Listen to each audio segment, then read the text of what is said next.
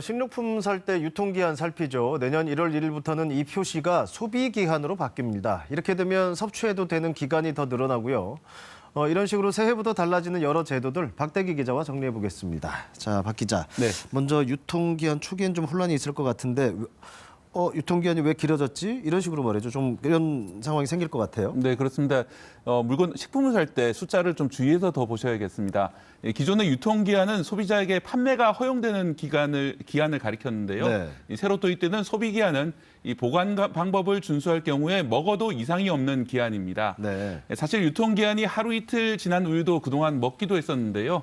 하지만 소비기한은 유통기한보다 더 길고 이 기한이 지나면 먹어서는 안 됩니다. 저도 유통기한 꽤 무시하고 그랬었는데 네. 소비기한은 이제 좀 더 잘 지켜야 한다. 네. 이렇게 되면 대략 얼마나 좀 그런 기한이 길어지게 될까요? 네, 품목이나 제조사마다 이제 기한이 좀 다른데요. 네. 식약처에서 몇 가지를 시험적으로 조사해서 참고 값을 만들었습니다. 네. 예를 들어서 빵의 경우에는 현행 유통 기한이 4일에서 40일까지 종류에 따라서 다양하게 있습니다. 네. 그런데 이걸 소비 기한으로 다시 계산해 보니까 5일에서 최장 54일까지 표시가 됐습니다. 네. 12품목의 빵을 식약처가 조사한 결과입니다. 이처럼 소비기한은 유통기한보다 길게는 보름 정도 더 길기 때문에 이 소비기한이 지날 경우에는 식품을 드시면 안 되겠습니다. 자, 그렇다면 1월 1일에 장 보러 갔는데 유통기한 남아있는 건 그대로 팔리고 있을 거고 소비기한 나와 있는 것도 있을 거고 좀 헷갈릴 것 같아요.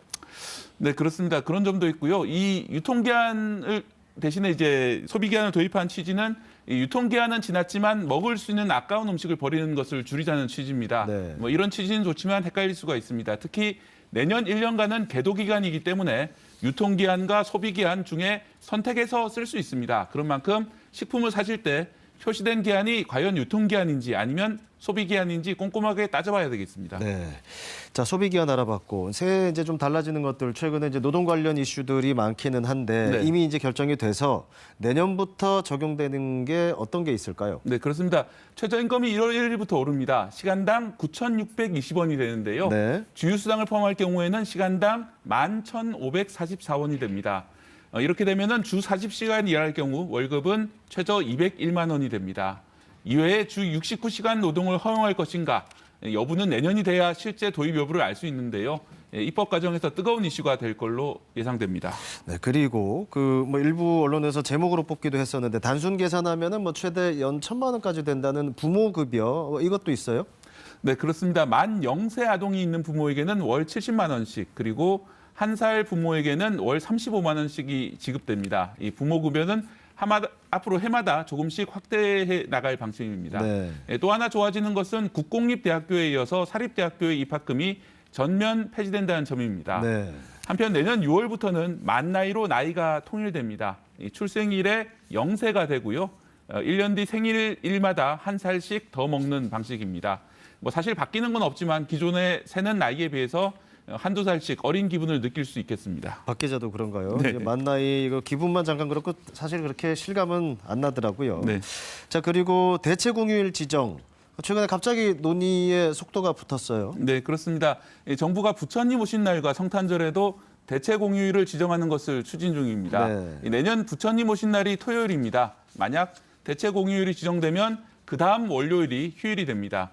이렇게 되면은 토요일부터 월요일까지 부처님 오신 날 3일 연휴가 가능해집니다. 네. 내년 성탄절은 월요일이기 때문에 이 대체 공휴일은 없지만 마찬가지로 주말과 연계해서 연말에 3일 연휴가 가능할 걸로 보입니다. 좋은 소식이네요. 네. 자, 지금까지 이제 달라지는 제도 살펴봤고 또 하나 지금 중요한 정보가 이제 연말정산 시즌이 다가오는데 올해 평일 기준으로는 이제 오늘 내일이 다잖아요. 네.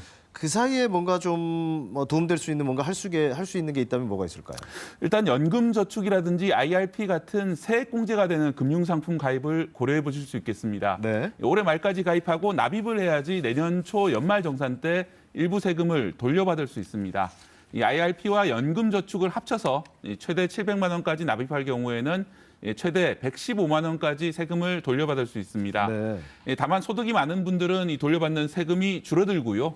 또 퇴직할 나이가 되기 전에 미리 돈을 찾으면 이 세금과 수수료가 많이 붙기 때문에 각자의 평생 자금 운용 계획을 생각해 따져보시고 가입하는 게 좋겠습니다. 자, 이런 금융상품 가입 그리고 미리 기관에 신고를 해놔야 되는 것들도 있잖아요. 네, 그렇습니다. 월세 주택에 사는 무주택 근로자의 경우에는 세액 공제를 받을 수 있습니다. 이 경우에는 주민등록 주소지와 월세집 주소가 일치해야 합니다. 네. 전입신고를 못하셨던 분들은 가능하면 내일까지는 마치시는 게 좋습니다. 또 청약저축이나 주택 청약 종합저축으로 소득공제를 받으시는 분들은 이 세대주가 소득공제 받을 분으로 바뀌어야 합니다. 이때는 정부24 홈페이지를 이용하면 주민센터에 들릴 필요가 없습니다. 또 그동안 바빠서 혼인신고를 미뤘던 분들은 올해 안에 하시면 내년 초에 배우자 기본공제라든지 부녀자 공제를 받을 수 있습니다. 네, 내년에 달라지는 것들, 남은 올해 하면 좋은 것들 꿀팁 박대기 기자와 자세히 알아봤습니다. 자, 우리 내년에 이 자리에서 다시 보죠. 올해 수고 많았습니다. 감사합니다.